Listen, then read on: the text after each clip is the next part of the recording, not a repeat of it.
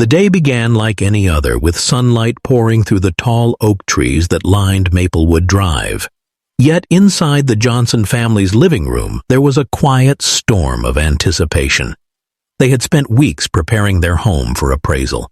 Every cushion was straightened, every floorboard polished, and every family photo placed carefully to tell a story of love, pride, and hard work. But what they didn't know was that the value of their home would not be judged by its structure, its upgrades, or its location. It would be judged by the color of their skin. When the appraiser walked through the door, his eyes lingered just a little too long on the framed family portrait in the hallway. He cleared his throat, forced a polite smile, and said, "Let's take a look around."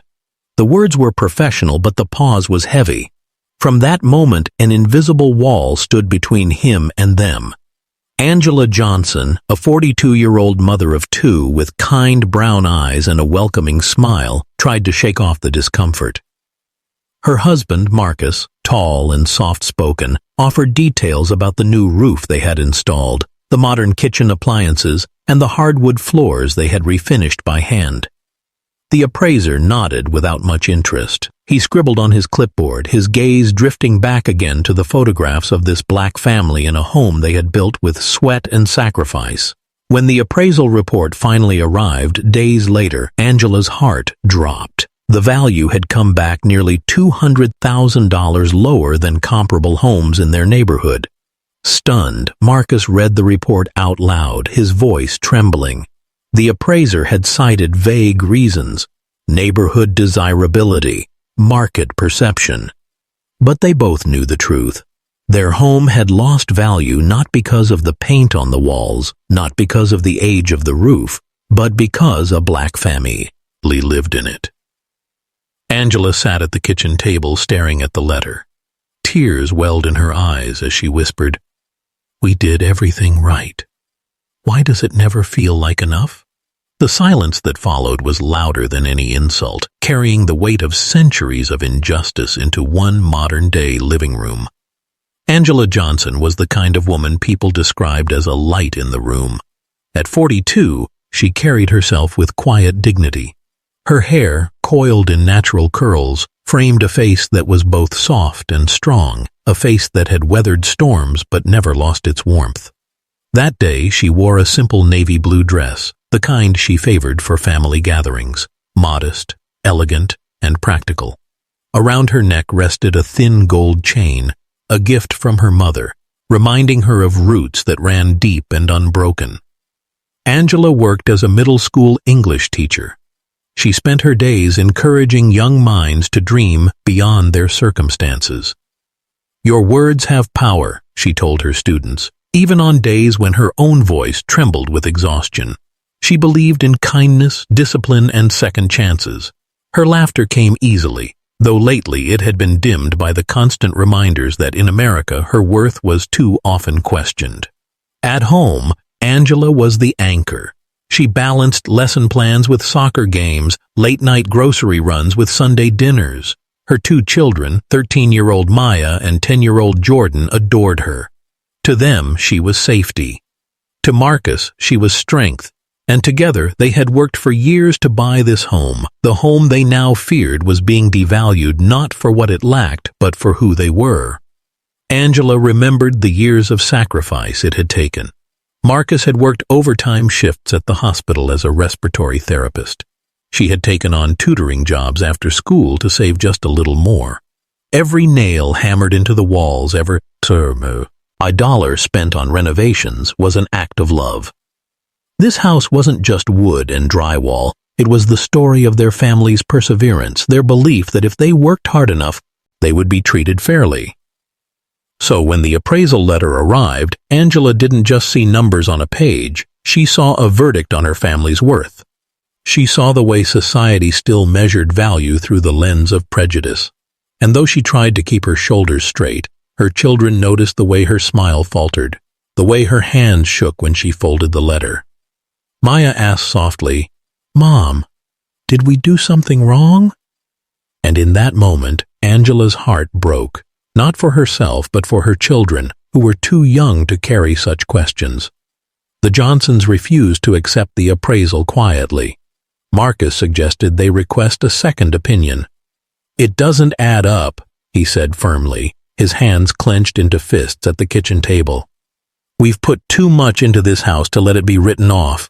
Angela nodded, her heart heavy but determined. Together they contacted the bank and arranged for another appraiser to visit. This time they decided to try something different. A neighbor had whispered advice they never thought they'd hear in the 21st century. "Take down your family photos. Make the house look neutral." Angela had stared at her in disbelief. "You mean make it look like we don't live here?" The neighbor hesitated, her eyes sad but honest. "I've seen it happen before. Just try." With tears burning in her eyes, Angela walked from room to room, removing portraits of Maya in her soccer uniform, Jordan holding his spelling bee trophy, and the family's church photo from last Easter. Each frame she tucked into a box felt like erasing a piece of their existence. "This is our home," she whispered under her breath. "Why do we have to hide ourselves to be seen as equal?" When the second appraiser arrived, Angela noticed the difference immediately. His eyes didn't linger uncomfortably. He smiled politely, commented on the granite countertops, and praised tile. He size of the backyard. He walked through with the same clipboard and the same professional stance, but this time, the report that arrived weeks later told a completely different story. The new value was nearly $200,000 higher. Angela sat at the table, the two reports side by side. Her hands trembled as she compared them. Same house, same upgrades, same neighborhood. The only difference, the presence or absence of a black family in its photographs. Marcus slammed his fist against the table. "So what are they saying? That we're worth less just for being here?" His voice cracked with anger, a rare sound from a man who usually carried calm in his chest. The children overheard, their young faces confused. Maya whispered, "Why would someone think that?" Jordan, smaller, looked at his father with wide eyes. "Does that mean we don't belong here?" Angela swallowed hard, fighting back tears. The cruelty of the truth pressed against her like a weight she couldn't lift. Angela sat at the kitchen table long after the kids had gone to bed, staring at the two appraisal reports. Her hands rested on the papers, but her mind raced through memories, her parents marching for civil rights, her grandmother telling her, "Never let anyone make you feel small." The weight of those words pressed on her chest. She could not stay silent. The next morning, Angela printed copies of both appraisals and walked into her school with the determination of a woman who had taught hundreds of children to use their voices. During her lunch break, she showed the documents to her colleague, Mrs. Peterson, a white teacher who had worked beside Angela for years. Mrs. Peterson gasped as she flipped through the numbers. "Angela, this is blatant. It's discrimination." Her voice shook with outrage. "You can't just accept this. You need to fight back." That evening, Angela gathered her family in the living room. Marcus paced the floor, his jaw tight. "We can't keep pretending this is okay," he said. "If we stay quiet, it'll just keep happening to other families." Angela looked at Maya and Jordan, their innocent faces still carrying questions they didn't deserve to ask. Her voice was steady as she replied, "Then we won't be quiet, not anymore." The next day, Angela and Marcus contacted a local news station.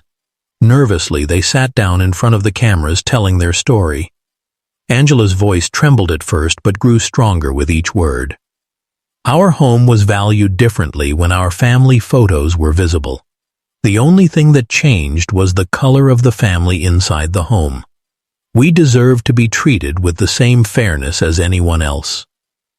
The news story spread quickly. Neighbors, parents at Angela's school, even strangers online began to share their outrage.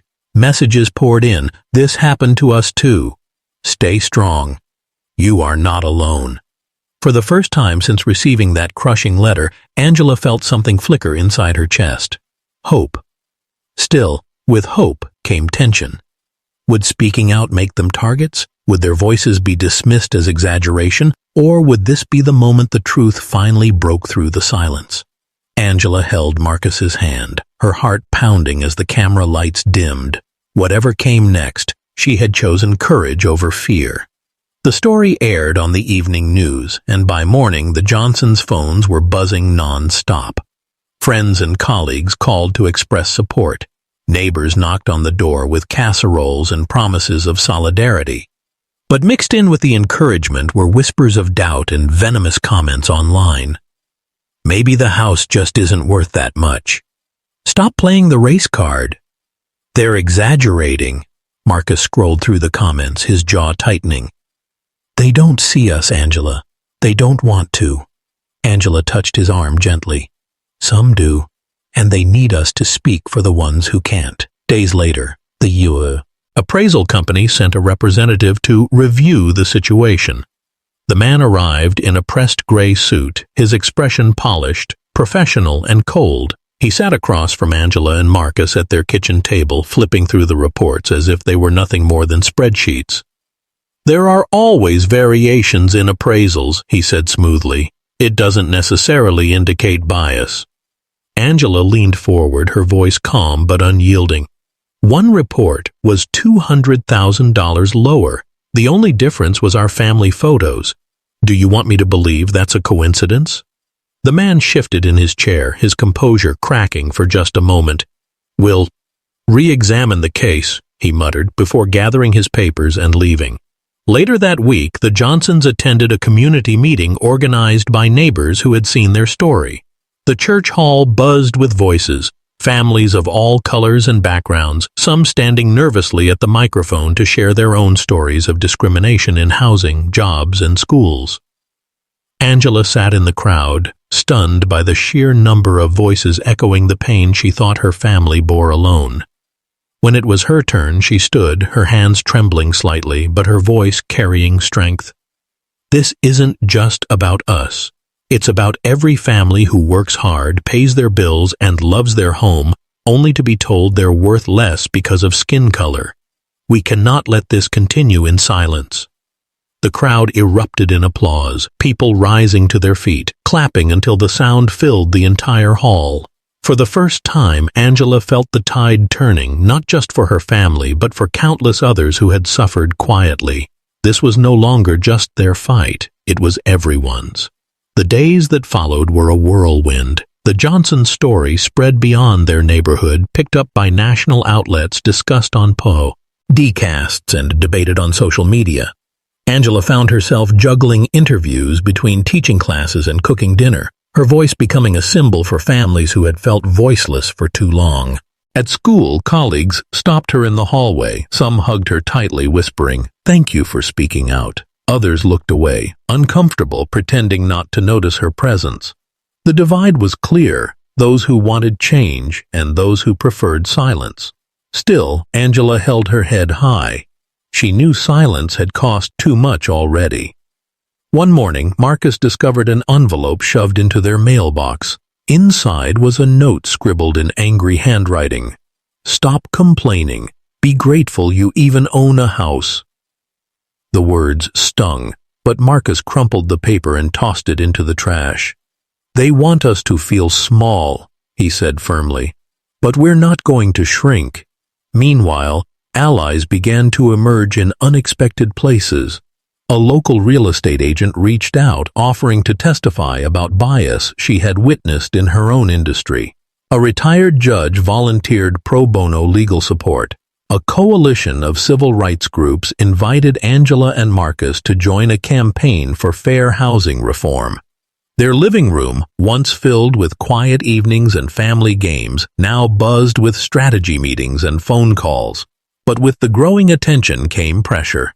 The appraisal company released a defensive statement, denying wrongdoing and accusing the Johnsons of misrepresenting the situation. Online trolls multiplied, their hateful comments flooding news pages. Maybe they just don't take care of their house. Race has nothing to do with it. People like them always want to play the victim. Angela read the words late one night, her chest tightening. For a moment, doubt crept in. Was this too big for them? Were they exposing their children to more pain? She walked quietly into Maya's room, watching her daughter asleep, clutching her soccer ball like a teddy bear. Angela bent down, brushed a curl from her forehead, and whispered, "I'm fighting for you." That whisper rekindled her fight. Whatever storm lay ahead, she knew the cost of silence was heavier than the weight of speaking out. The Johnsons' fight moved from living rooms and community halls to the cold, polished walls of a courtroom. Civil rights attorneys had filed a complaint against the appraisal company, citing racial discrimination. The hearing drew a crowd, reporters with cameras, neighbors filling benches, strangers who felt invested in the outcome. Angela sat beside Marcus at the long wooden table, her palms sweating. Across from them, the company's representatives whispered to their lawyers, faces tight with controlled arrogance. The judge entered, the room hushed, and the hearing began. The Johnsons' attorney presented the evidence. 2 appraisals, identical circumstances except for the removal of family photos. Charts displayed on screens compared the Johnsons' house to others nearby. The disparity was undeniable. This family's home value dropped not because of the property, the lawyer said firmly, but because of the people living in it. That is not only unfair, it is unlawful. The appraisal company's attorney countered with rehearsed lines. Market perceptions vary. Appraisals are subjective. Correlation is not proof of intent. His words were smooth, but Angela watched the jury members shift uncomfortably, their eyes flicking back to the damning reports. When Angela was called to testify, she stood slowly, her knees trembling. She looked out at the room, her voice catching as she spoke. "We worked for years to buy that home. We believed that if we did everything right, if we studied, saved, worked hard, we'd be treated fairly. But the moment someone saw our black family on the walls, our worth dropped by hundreds of thousands of dollars. Not our home's worth, our worth. Do you know what that does to a child, to hear their family isn't valued the same as others?" Her voice cracked, tears welling in her eyes. No family should ever feel that. The room was silent when she finished. Even the judge's stern expression softened. Marcus reached under the table and squeezed her hand. As the day wore on, the Johnsons realized this wasn't just their testimony. It was a mirror reflecting a larger truth about America's unfinished promises. And as the evidence piled up, so did the pressure on the appraisal company, their defenses unraveling thread by thread. Something was shifting. A crack had formed in the wall of denial, and through it, truth was beginning to pour. The verdict came weeks later, delivered in a quiet courtroom that carried the weight of history. The judge's voice was firm, steady, and clear. This court finds that the appraisal company engaged in discriminatory practices. Such actions not only violate the law but also undermine the very foundation of equal opportunity. Angela closed her eyes, her hands clutching Marcus's so tightly her knuckles turned white. For a moment, the words felt unreal. Then the sound of applause erupted from the gallery, neighbors, activists, and strangers who had stood by them. Tears streamed down Angela's cheeks as relief crashed over her like a wave. Marcus exhaled, shoulders shaking with the release of months of bottled anger and fear. The ruling mandated that the appraisal company pay damages, undergo mandatory bias training, and submit to federal oversight for future evaluations. But beyond the legal consequences, the decision carried something even more powerful: recognition. For once, the system had acknowledged what black families had whispered and shouted for generations, that their worth was not tied to prejudice, that their homes, their lives, their dignity mattered. That evening, the Johnsons returned to their house. The kids ran through the front door, laughing with the ease Angela hadn't heard in weeks. Maya turned on the living room lights, and Angela paused at the doorway. The family photos, carefully packed away before the second appraisal, still sat in boxes. She and Marcus carried them out one by one and rehung them on the walls. There was Jordan, grinning with missing teeth, Maya with her first soccer medal, a picture of Angela and Marcus on their wedding day, arms wrapped tight around each other. Each frame returned to its rightful place, reclaiming the house as theirs, fully, proudly, without apology. Angela stood back, staring at the wall. For the first time in months, her chest felt lighter. "We're home," she whispered, the words carrying both triumph and defiance. Later that night, the family gathered around the dinner table. Instead of silence or whispered worries, laughter filled the room. Marcus raised his glass of water and said simply, "To justice, and to never being invisible again." The children clinked their glasses against his, their faces glowing with pride. The nightmare had not erased the pain, but it had forged something stronger. The courage to stand, and the proof that change, slow, painful, but real, was possible. In the weeks following the verdict, the Johnsons noticed something remarkable unfolding around them. Their neighbors began to talk more openly about the quiet prejudices they had once ignored. Families who had never spoken about race before now gathered on porches, in living rooms, and at community meetings, asking hard questions. How many other homes were undervalued? How many voices were silenced before this? Angela received letters from across the country. One came from a family in California who had faced the same injustice, forced to strip their house of personal identity just to be treated fairly. Another came from a young black couple in Georgia who wrote, "Because of you, we feel less alone." Angela read each letter aloud at the dinner table, her voice full of awe.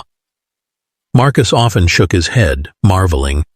We were just trying to protect our home, and somehow it turned into protecting so many others. At school, Angela noticed a shift as well. Her students, once hesitant to talk about issues of fairness, began asking bold questions. Why does this still happen? How do we change it? Angela guided them gently, encouraging curiosity and courage. Change begins with truth, she told them. And truth begins with not being afraid to see what's wrong. The Johnsons' fight inspired a wave of advocacy. Local leaders proposed new laws for transparency in home appraisals. Churches organized workshops on housing discrimination. Real estate professionals reached out, eager to confront bias in their own practices. The ripples spread wider than the Johnsons ever imagined. Yet even with progress, the scars remained. Late at night, Angela sometimes replayed the moment Maya had asked, "Did we do something wrong?" That wound was deeper than any lawsuit could heal, but she also saw how her children had grown stronger. Maya walking with her head higher, Jordan proudly telling classmates, "My mom and dad fought for fairness." One evening, while watching the sunset bleed gold across their backyard, Marcus turned to Angela. "Do you realize," he said softly, "our family turned a nightmare into a movement?" Angela smiled faintly, her hand resting on his. "We didn't choose the fight, Marcus, but we chose not to run from it." The choice had changed more than their lives. It had cracked open a silence that was centuries thick, letting light spill into places where shadows had long been left unchallenged. The Johnsons' story did not end with a courtroom victory, nor with the return of framed photographs to their walls.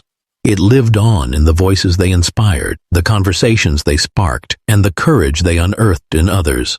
Their struggle was no longer just about one house on Maplewood Drive. It became part of a larger truth, a reminder that the measure of a family is never defined by prejudice, but by the love and resilience they carry. Angela often found herself reflecting on the journey. She remembered the sting of that first letter, the hollow silence in her kitchen, the tears she tried to hide from her children. She thought about the fear that speaking out would only bring more pain.